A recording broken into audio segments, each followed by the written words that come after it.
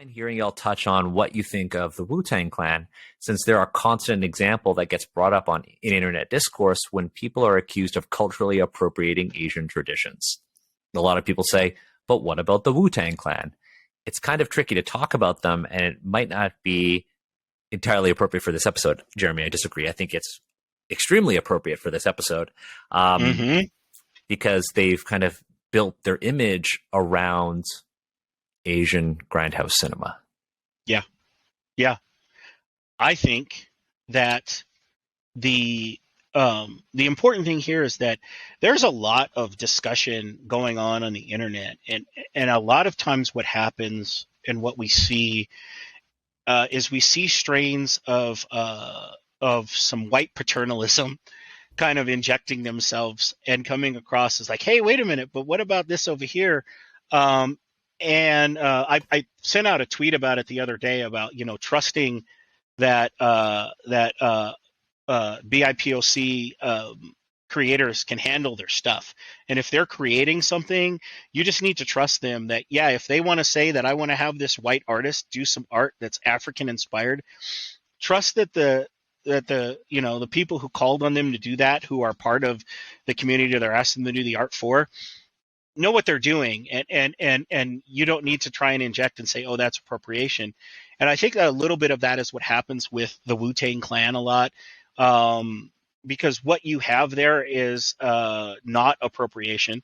I teach on appropriation a lot. I talk about appropriation a lot, and that is not it. That is cultural exchange, which is a whole different animal, and there is a deep respect within what the Wu-Tang Clan are doing for Asian culture and for martial arts films in particular, and the genre and what that genre means and does for Black communities. That's the root of what the Wu-Tang Clan has always done from the get-go, and that's and you can see that beyond. And I think one of the important distinctions here is it's not just them using those as a commercial enterprise, but they are also out there, particularly before the stream, Daniel mentioned RZA going out and supporting and the Asian community, right? There is a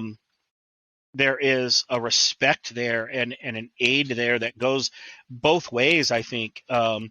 That kind of moves it out of appropriation. Appropriation is really this idea where either A, you are laying claim to something that you did not create and calling it yours, as opposed to having a respect for and sharing things within. And that's what we want, is we want people to celebrate our heritage, to celebrate our cultures, right? Part of the tweet that I sent out was that, for those who know the role-playing game Coyote and Crow, Connor Alexander has put out multiple messages where he's like, look, I keep having people saying, well, I don't want to play this game because that's for you. And he's all, no, we're sharing this game with the world. We're sharing these ideas with the world. That's what we want people to play this, right? We give some things and some suggestions for how not to be appropriative, but we want you to play this. We want to share this. And that idea, I think, applies in what's going on with the Wu-Tang Clan. This is an exchange and a sharing of cultures, not appropriation.